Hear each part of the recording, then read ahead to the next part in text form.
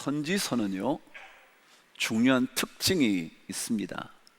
그 특징은 하나님의 경고의 메시지를 담고 있음과 동시에 언제나 하나님의 회복의 이야기가 담겨져 있습니다. 하나님의 백성을 향한 경고의 메시지, 이방 민족들을 향한 경고의 메시지, 그럼에도 불구하고 그 말씀과 함께 언제나 만일 하나님을 다시 선택하고 되돌아온다면 반드시 회복시키실 것이라는 회복의 메시지를 담고 있습니다. 이것이 선지서의 특징입니다. 그래서 사실은 경고의 메시지를 먼저 던집니다. 그래서 대부분의 선지서는 앞부분에 경고의 말씀들이 담겨져 있습니다. 그리고 후반부로 넘어가면 하나님의 회복의 이야기들이 계속해서 등장합니다. 그러나 앞부분에 경고의 메시지가 담겨져 있지만 그 경고의 메시지를 자세히 들여다보면 회복의 실마리를 언제나 던져놓고 있습니다. 세상 얘기들을 하면 복선을 깔아놓은 거죠. 그래서 이것은 하나님의 회복의 의미가 담겨져 있구나 알게 되는 것입니다. 지난 시간 우리는 말씀을 묵상했습니다. 하나님께서 우리와 싸우시겠다는 이 이야기는 가장 끔찍한 위기라고, 가장 비극적인 위기는 하나님, 우리 편이신 하나님, 우리의 하나님이신 그분이 우리와 싸우시겠다고 말씀하시는 이것보다 더 큰 위기는 없다고. 그렇기 때문에 하나님의 그 메시지를 들으면 떨며 놀라며 두려워해야 한다는 겁니다. 그런데 신앙의 위기는 하나님의 경고의 메시지를 들음에도 불구하고 떨지 않는 사람, 두려워할 줄 모르는 사람, 하나님의 메시지를 들으면서 어찌할 바 몰라 놀라지 않는 사람, 그 사람은 진짜 심각한 결말을 맞게 되는 겁니다. 경외라는 것은 하나님을 공경하는 것이지만 두려움이 담겨 있다는 의미입니다. 왜냐하면 경자는 공경할 경자지만 외자는 두려워할 외이기 때문에 그렇습니다. 하나님이 두려운 줄 알아야 합니다. 죄를 짓고도 하나님 무서운 줄 모르면 안 됩니다. 어찌할 바 몰라야 합니다. 놀라야 하고 심히 떨어야 하며 심히 두려워해야 합니다.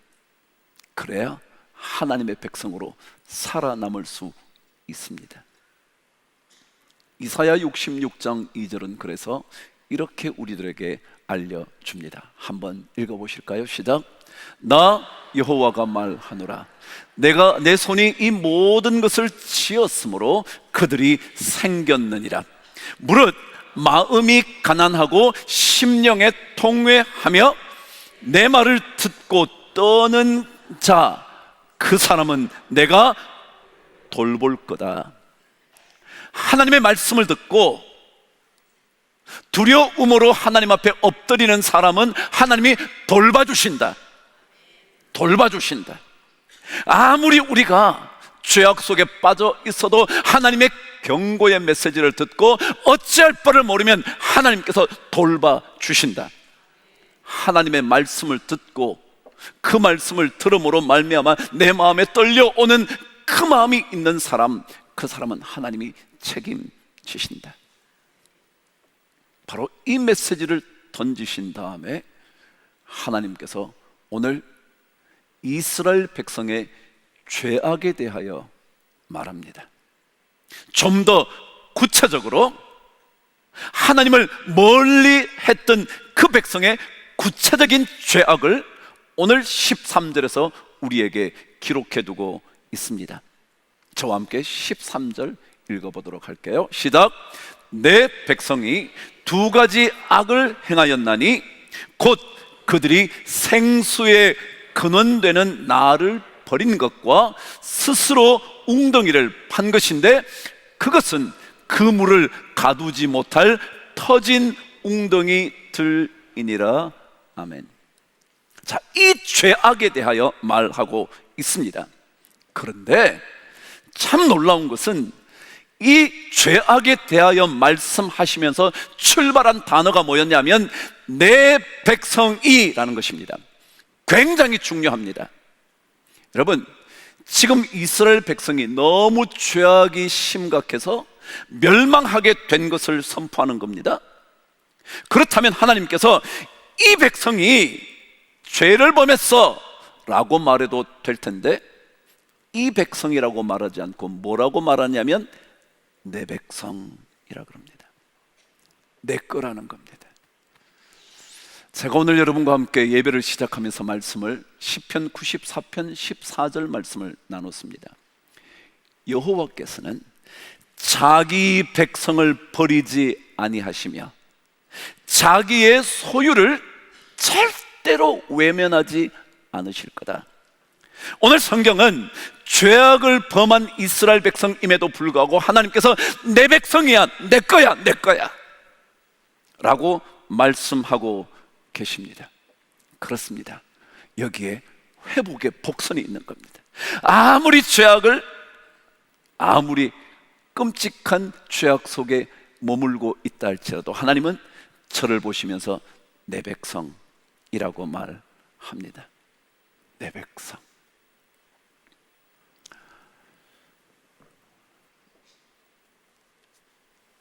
이사야 49장 15절에는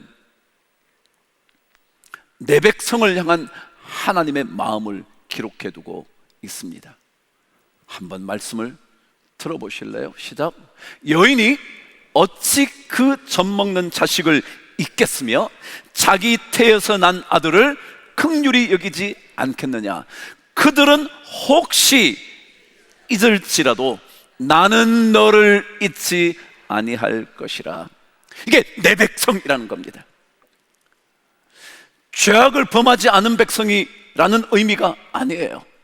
죄악을 행하고 있음에도 불구하고 하나님께서는 젖먹이는 아이의 엄마가 아이를 절대 못 잊듯이, 아니 혹시 잊는다 할지라도 나는 절대로 잊지 않겠다며 내 백성을 강조하고 있습니다. 하나님께 우리는 자녀입니다. 자신의 소유입니다. 남에게 빼앗길 수 없는 자기 것입니다.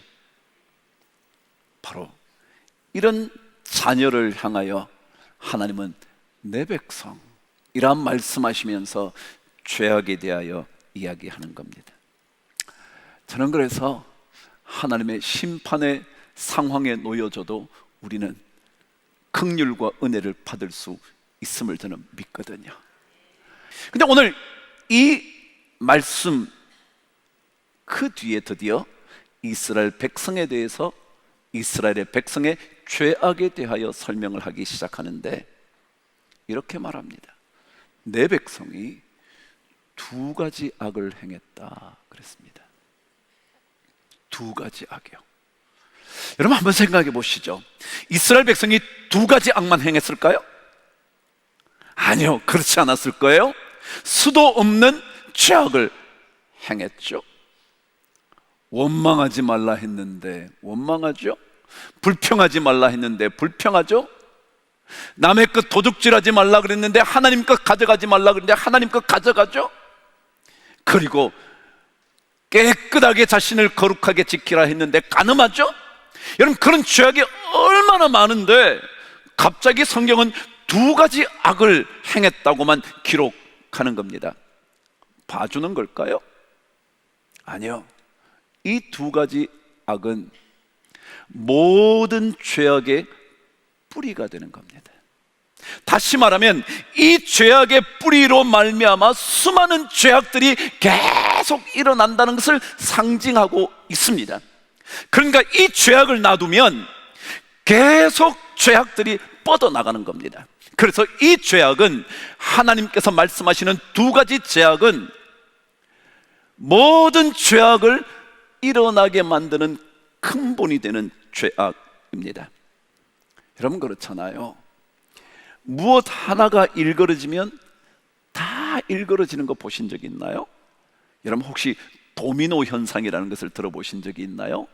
하나가 무너지면 덩달아 전부 다 무너지는 거예요. 어릴 때 그런 거 안 해보셨나요? 나무 막대기 같은 하나 둘 이렇게 막 이렇게 해놓고 하나를 탁 꺼내면 다다다다다다다다다다 다 넘어지는 거 보셨나요? 이게 바로 그 앞에 거예요. 그 앞에 게 무너지지 않으면 뒤에 것이 무너지지 않는데 앞에 것이 무너지면 다 무너집니다. 마치 첫 단추를 잘못 꿰면 나머지는 아무리 정성스럽게 꿰다고 해도 옷은 삐뚤어질 수밖에 없습니다. 하나님께서 두 가지 악을 얘기한 이유는 바로 이것입니다. 많은 죄악을 모두 다 모은다면 이 죄악이라고 하나님께서 설명하시는 것입니다. 그렇다면 그 근본적인 죄악이 뭘까?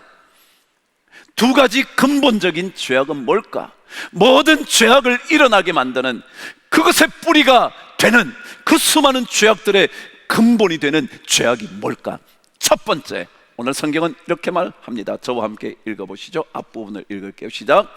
내 백성이 두 가지 악을 행하였나니 곧 그들이 생수에 거론되는 나를 버린 것이었습니다. 첫 번째 죄악은 뭐냐면 하나님을 버린 것입니다. 하나님을 버린 것. 여러분 한번 생각해 보시죠.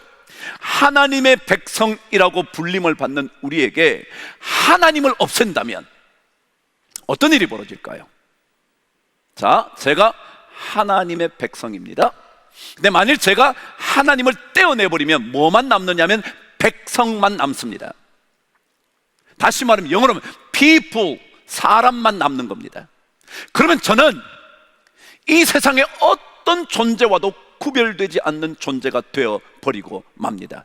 하나님의 백성이라는 것은요, 정체성을 의미하는 거거든요. 내가 누구인지를 설명하는 거거든요.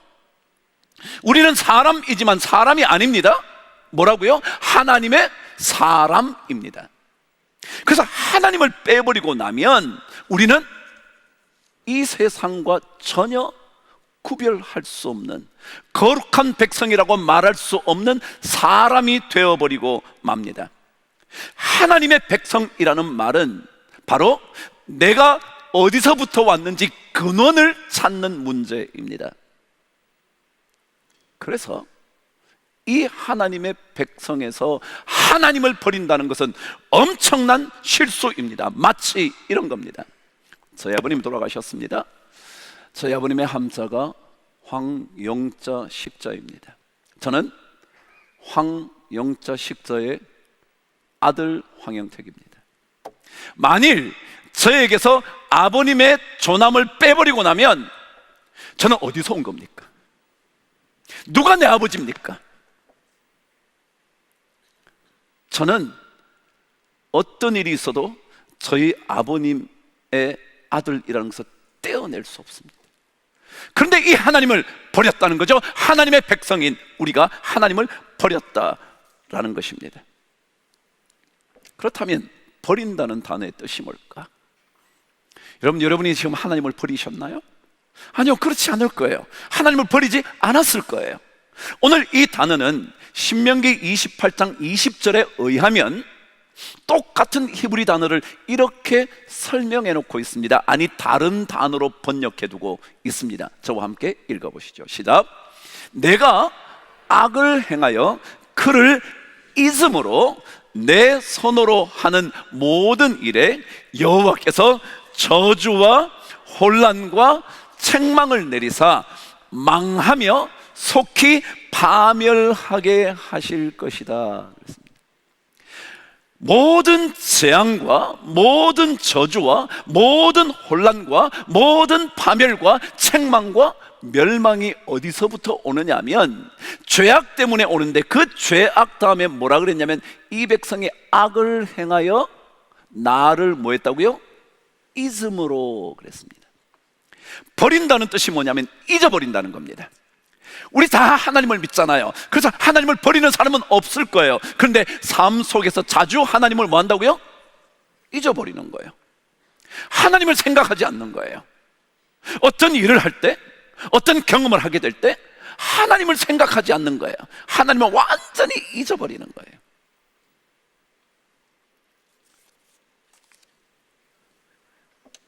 하나님을 잊어버리는 것, 그것을 하나님은 죄악이다 그럽니다. 여러분 어떠세요? 기쁠 때 하나님을 놓치지 않고 계시나요? 너무 억울할 때 하나님을 혹시 놓치고 계시지는 않나요? 너무 견딜 수 없어서 어떻게 하면 좋을까 모를 때 혹시 하나님을 생각하고 계시지 않는 것은 아닌가요? 여러분 신앙이 뭐냐 하면요, 어떤 일을 통해서도 하나님을 기억하는 거예요. 어두운 순간에서도 하나님을 기억하는 거예요. 억울한 일을 만나도요 하나님을 기억하는 거예요. 그리고 우연이라고 생각되는 일 속에서도 하나님을 기억하는 거예요. 그것이 바로 신앙의 위기를 벗어나는 길이라고요. 하나님을 버리면 위기입니다. 그냥 하나님을 기억하면 위기에서 벗어납니다. 좋은 일일 때도 하나님을 기억해야 합니다. 그래야 교만해지지 않습니다. 억울한 일을 만나도 하나님을 기억해야 버텨낼 수 있는 힘이 생깁니다. 그것이 이스라엘 백성이 놓치고 있었던 죄악이라는 겁니다. 하나님을 기억하는 것. 근데 이 하나님을 기억한다는 것, 버린다는 것, 버리지 않는다는 것, 이게 뭐냐 하면 중요하다는 거예요. 왜냐하면 그 하나님은 생수의 근원이시기 때문에 그렇다. 여러분 구약시대의 사람들은요 생수라는 말을 어떤 의미로 받아들였냐면 절대로 마르지 않는 샘물, 언제나 흐르고 있는 샘물, 솟아나는 샘물, 계속해서 솟아나는 샘물, 그걸 생수라 그랬답니다.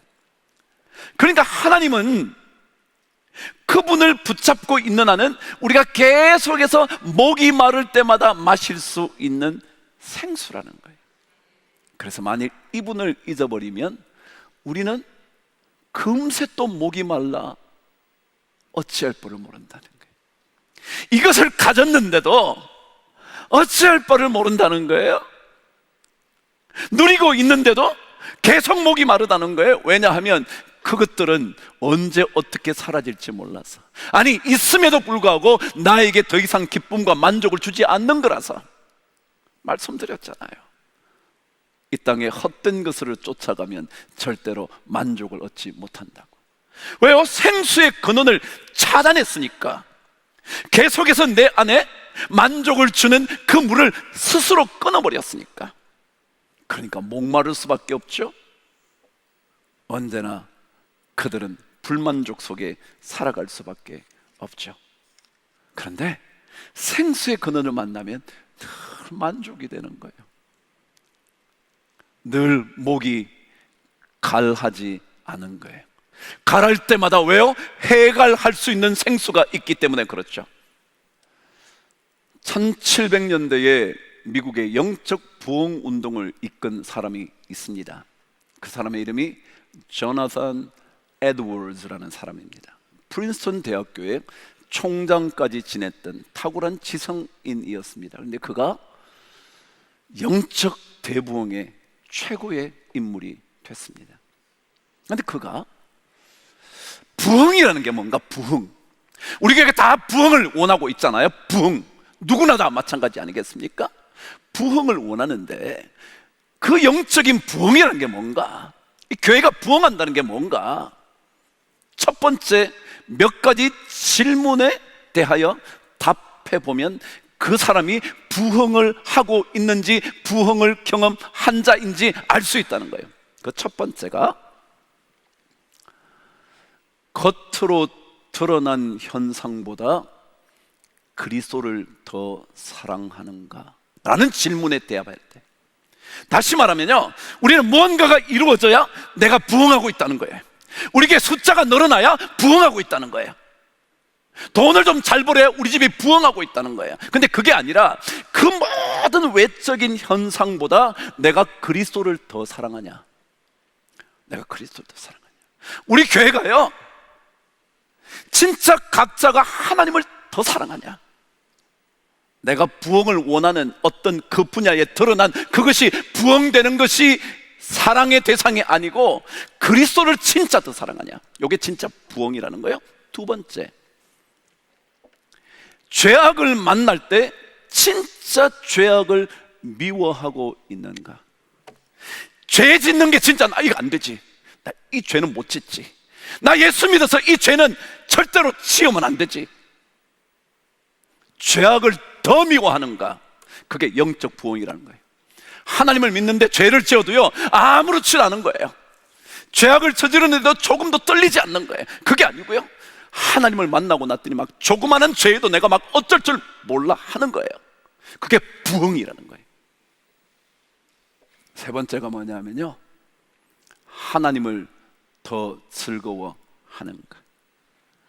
여러분, 우리 즐거울 게 없을 수 있잖아요. 우리 교회 와도요 뭐 불평할 게 많잖아요. 모자라는 게 많잖아요. 저도 목사지만요 불평할 게 굉장히 많거든요. 여러분도 그러지 않겠어요? 근데 그때 그런 모든 불평이 아니라 진짜 오늘 이 자리에 와서 하나님께 예배한다는 사실이 즐거우냐, 이거예요. 즐거우냐. 와, 나 이 교회에 와서 하나님을 예배하고 하나님께 찬송하고 하나님께 기도하는 게 즐거워야 돼. 이게 부흥이라는 거예요. 우리 교회는 그런 부흥이 필요해요. 지금 다른 어떤 것들 생각하지 말고요, 이 부흥이 우리에게 있어야 돼요. 그리고 마지막에 내가 더 겸손해지고 있는가. 교만하지 않고, 내가 좀 잘 나간다고, 내가 직분이 있다고, 내가 높다고, 내가 잘났다고, 내가 돈 많다고, 그게 아니라 점점 더 예수 그리스도로 인하여 내가 낮아지고 있는가. 이게 부흥의 지표라는 거예요. 오늘 성경은 이스라엘 백성의 죄악에 대하여 말합니다. 이 죄악에 대하여 미워해야 된다는 거예요. 내가 잊어버리지 말아야지. 좋은 일을 만나도, 좋지 못한 일을 만나도 잊지 말아야지, 이거예요. 이것으로 인하여 우리의 삶이 점점 더 부흥되는 거예요. 더더욱이 오늘 말씀에 생수의 근원을 우리 스스로 잘라버리지 않았기 때문에 우리에게는 진정한 만족이 막 일어나는 거예요. 이게 하나님을 늘 기억하는 거예요. 우연을 통해서도 하나님을 경험하고요, 좋은 일을 만나도 하나님을 경험하고요, 그리고 어떠한 순간에도 하나님 그분을 생각하게 될 때 그게 부흥이라. 오늘 우리 모든 성도님들 11월을 마치고 12월을 기다리면서 하나님께서 우리의 신앙의 위기를 벗어나는 그 길, 하나님 기억하는 일, 그것으로 인하여 우리의 모든 삶의 환경에 부흥이 있게 되기를 주의 이름으로 축복합니다. 기도하겠습니다. 하나님 아버지, 우리 모두에게 부흥의 은혜를 주옵소서. 위기를 벗어나는 은혜를 주시옵소서. 하나님 절대로 잊지 않도록, 좋은 일 만났다고 즐거워하다가 하나님 놓치지 않도록, 우연히 일어났다 생각하면서 하나님 생각지 않는 일이 없도록, 우연 속에도 하나님을 만날 수 있도록, 우리의 고통 속에서도 하나님이 동행하신다는 사실을 깨닫는 그런 부흥의 역사가, 잊어버리지 않는 역사가 꼭 있게 하여 주옵소서. 예수님 이름으로 기도합니다.